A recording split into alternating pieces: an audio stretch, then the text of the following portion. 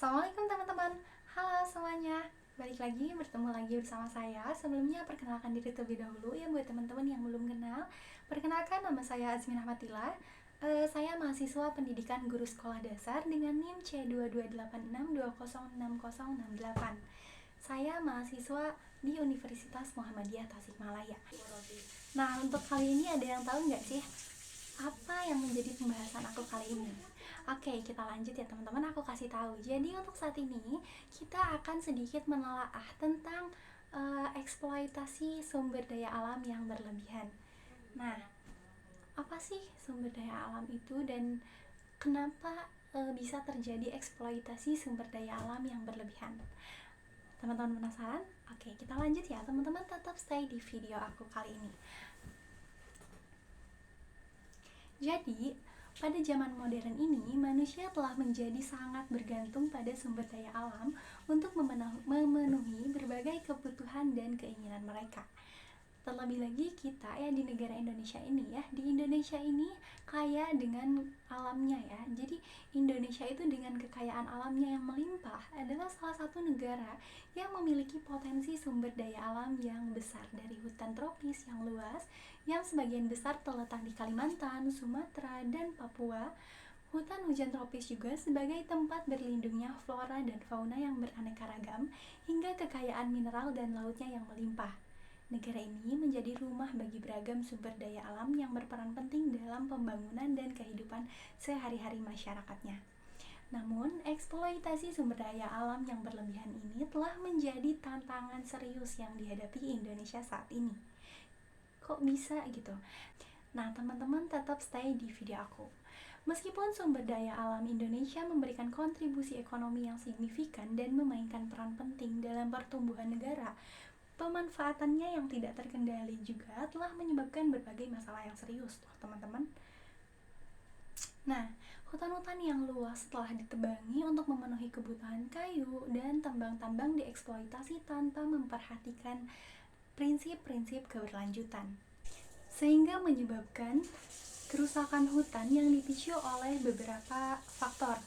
Di antaranya ada apa aja nih? Nah, aku kasih tahu satu persatu. Yang pertama itu di antaranya ada illegal logging. Apa sih illegal logging itu? Illegal logging yaitu penebangan yang terjadi di suatu kawasan hutan dilakukan secara liar sehingga menurunkan atau mengubah fungsi awal hutan. Meskipun telah dilarang keras ya dari pemerintah untuk melakukannya, akan tetapi sebagian besar dari kalangan masyarakat masih melakukan kegiatan tersebut.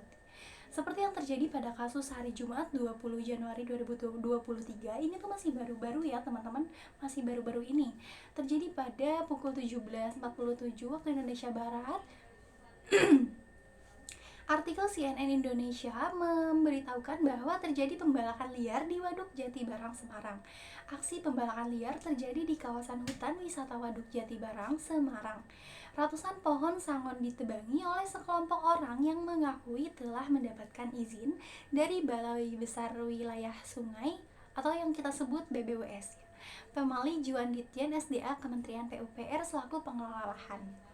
Nah, aksi pembalakan liar di Waduk Jati Barang, Semarang diduga merugikan negara hingga ratusan juta bahkan miliaran rupiah.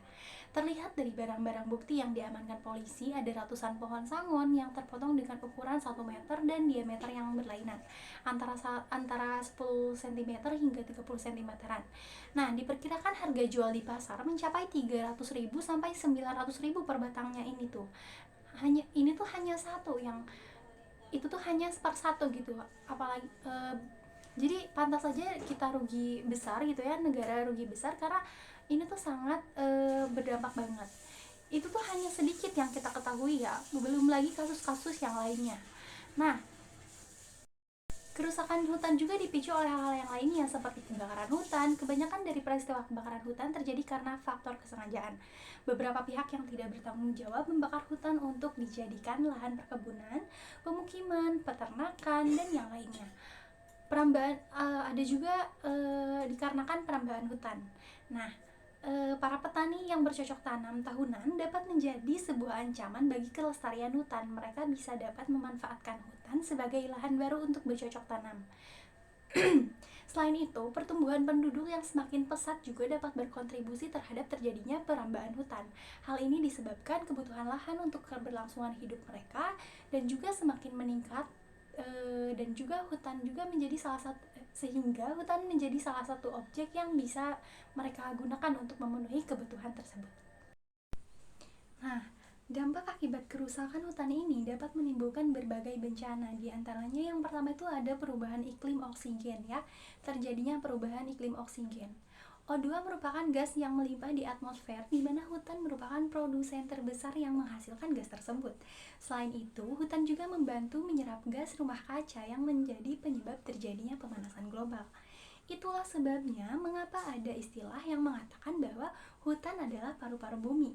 Pada saat suatu hutan mengalami kerusakan, maka hal tersebut bisa berakibat terjadinya peningkatan suhu bumi serta perubahan iklim yang ekstrim.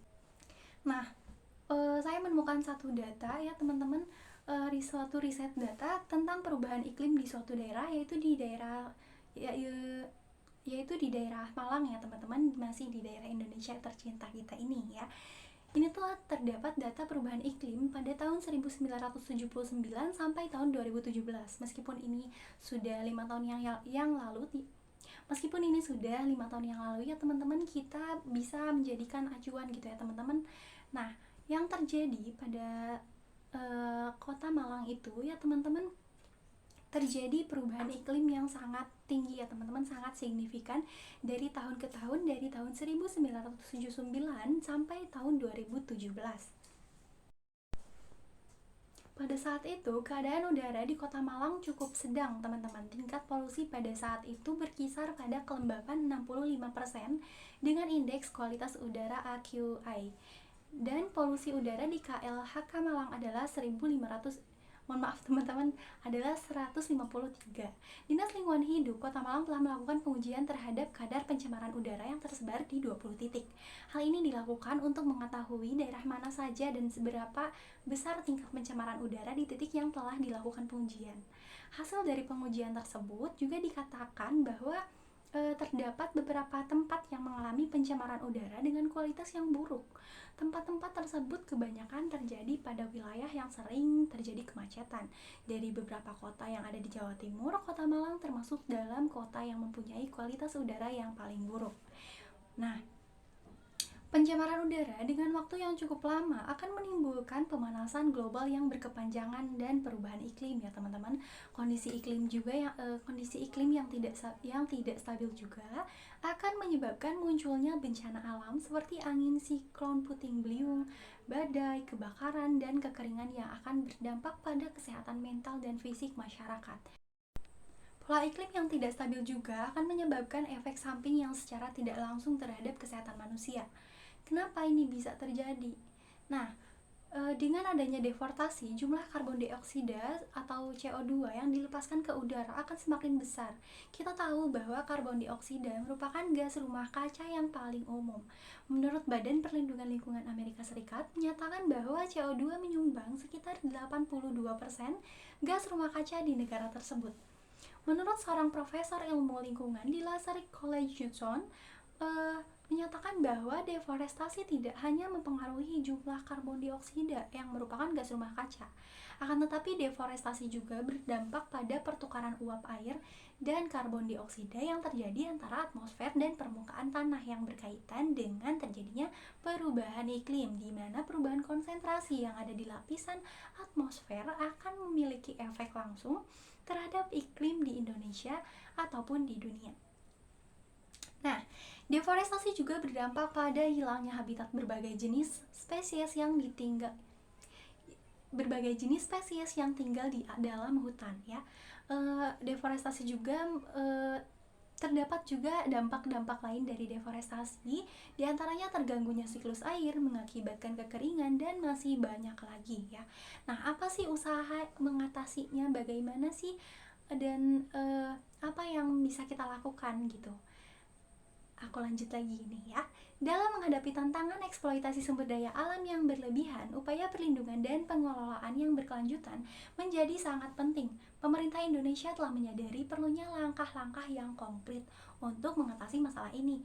Berbagai kebijakan dan peraturan telah diberlakukan untuk membatasi eksploitasi yang tidak berkelanjutan dan mendorong praktik-praktik yang lebih ramah lingkungan. Sebagai mahasiswa juga nih ya, nah, sebagai mahasiswa juga kita mempunyai peran ya, ada beberapa yang bisa kita lakukan ya, sikap kita yang bisa kita lakukan, yang bisa kita ambil untuk menyikapi eksploitasi sumber daya alam yang berlebihan terkait kerusakan hutan ini. Serta kita juga berkontribusi dalam upaya mengatasinya ya teman-teman. Berikut adalah beberapa sikap dan cara yang dapat kita lakukan uh, untuk upaya dalam mengatasi eksploitasi sumber daya alam berlebihan ini dengan cara yang sederhana terlebih dahulu pastinya ya. Yang pertama itu melalui pendidikan dan kesadaran. Tingkatkan pemahaman kita tentang pentingnya keberlanjutan sumber daya alam dan kerusakan hutan. Jadi dapatkan pengetahuan yang mendalam tentang ekosistem hutan, keanekaragaman hayati, dan dampak eksploitasi yang tidak berkelanjutan. Dengan pemahaman yang kuat, kita dapat menjadi advokat yang efektif untuk perubahan yang positif. Atau kita juga bisa mengikuti organisasi dan gerakan lingkungan, bergabung dengan organisasi mahasiswa atau gerakan lingkungan yang berfokus pada perlindungan hutan dan keberlanjutan sumber daya alam. Melalui partisipasi yang aktif, kita dapat berkontribusi dalam kampanye kesadaran, aksi advokasi, dan kegiatan penghijauan. Atau kita juga bisa melakukan dengan cara mendukung produk-produk yang ramah lingkungan ya teman-teman. Kita bisa menggunakan produk-produk yang ramah lingkungan. Pilih produk yang dihasilkan dengan prinsip-prinsip keberlanjutan seperti kayu yang diperoleh secara legal dan bersertifikat, serta produk-produk yang memang ramah lingkungan gitu ya teman-teman. Nah, dari semua yang di atas, namun masih banyak pekerjaan yang harus dilakukan. Perlunya kolaborasi antara pemerintah, sektor swasta, masyarakat sipil, dan komunitas lokal menjadi kunci untuk mencapai pengelolaan sumber daya alam yang berkelanjutan di Indonesia gitu ya teman-teman. Hanya dengan memprioritaskan perlindungan dan menjaga keberlanjutan sumber daya alam, kita dapat melindungi kekayaan alam Indonesia untuk generasi saat ini dan di masa depan. Nah, mungkin untuk saat ini segitu dulu teman-teman ya. Terima kasih untuk teman-teman yang udah nonton video aku sampai akhir. Semoga video ini bisa bermanfaat ya teman-teman buat kita semua. Terima kasih atas perhatiannya. Mohon maaf apabila ada kesalahan kata atau ada kesalahan dalam penyampaian materi. Boleh banget teman-teman bisa dikoreksi ya teman-teman. Mohon koreksiannya untuk lebih baik ke depannya lagi. Sekali lagi terima kasih atas perhatiannya. Wassalamualaikum warahmatullahi wabarakatuh.